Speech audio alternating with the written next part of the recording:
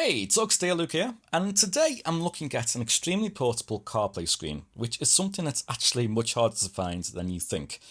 Now, this is the Lamtto RC11, and it's a 6.25-inch display, which is actually extremely small. It's only about the size of a regular smartphone.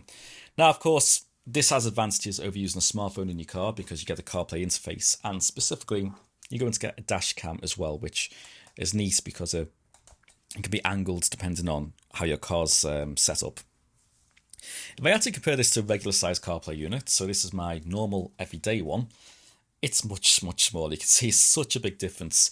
And that's actually really cool for this because I wanted a CarPlay unit that I can take from car to car because I drive lots of cars and sometimes they don't have CarPlay and sometimes I want a dash cam as well, and that's exactly what this gives me. Also the fact that it's on a magnetic mount, which is super neat. It's kind of a bit like Apple MagSafe. You just pull this off or you can stick it back on. So you can easily dismount it from the car. If you're in a bad neighbourhood as well, you can stash it in a glove box. That's really good. And it also is really nice that the ring goes over the camera so it doesn't get in the way of the field of view. So really nice source gone into that. That's really cool. Now, as for the unit itself, it is relatively well built. The screen is extremely responsive and bright. I really like the screen on this. And there is absolutely no issues with how this screen works. I would say that it's definitely one of the best I've looked at. Now, the built-in features on this are pretty good. Nothing out of this world, but you've got auto brightness on there, which is good. And you can also set the driving position between left and right-hand drive. So they're nice things to have.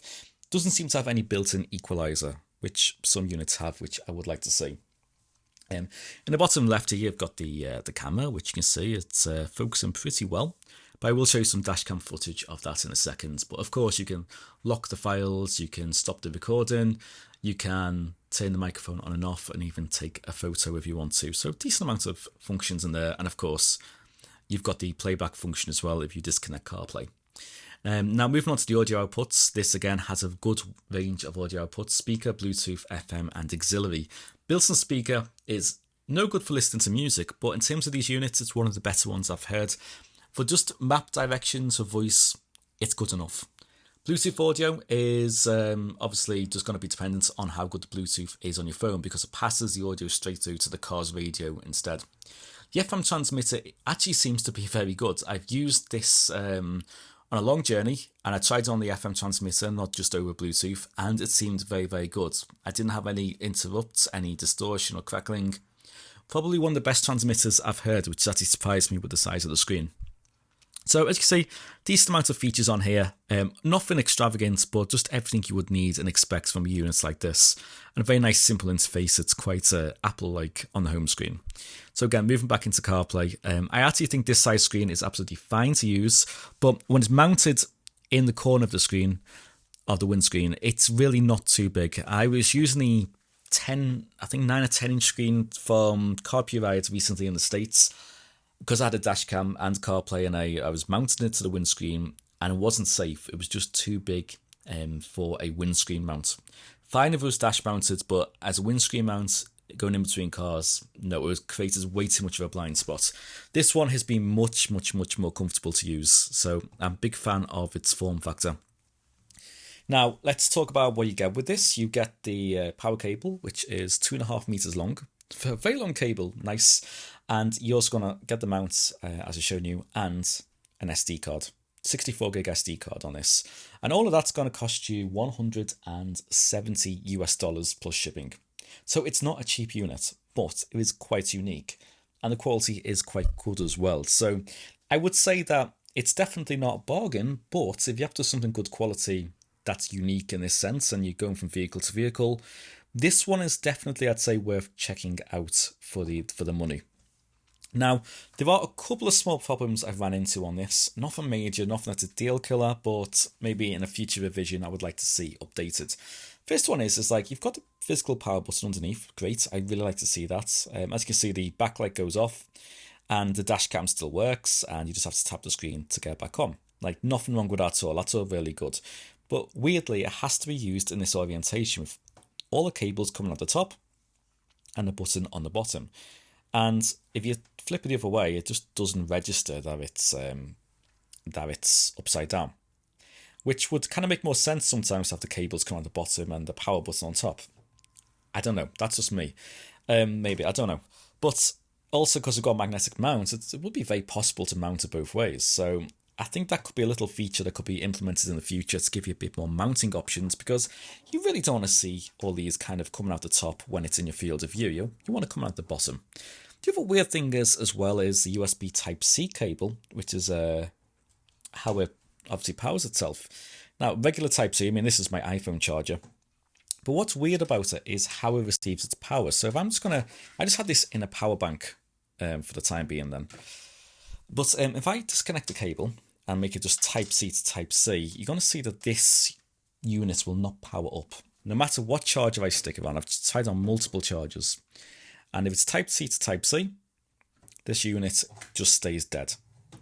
If I put a little Type-A adapter in between and stick it into the power bank, you're going to see that it powers straight up, no problems. Give it a second and there we go. What I believe this is doing is these Type-C connections can send power bidirectionally. And because Type-C is quite smart, it does this little kind of handshake with the device and says, and the charger, and says, I need power, can you send it to me? And then they decide where the power goes. But it seems like those protocols aren't in place, so it just defaults not receiving any power in case, because it doesn't know whether it needs to send or receive the power. The Type-A connection's a bit dumber than that, it just sends power one way. And I think that's what's happening here. The only reason I bring that up is because you might be using this with a Type-C phone charger in the car instead, and it might not power up. That's why.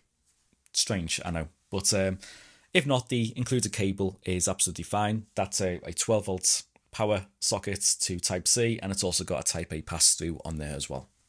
The dashcam, in all honesty, is a mixed bag. In some ways it's pretty good, in other ways it's absolutely terrible. I can never make out the number plates of the car in front or the road signs, but I can almost always make out what model of car is in front of me and whereabouts I am on the road.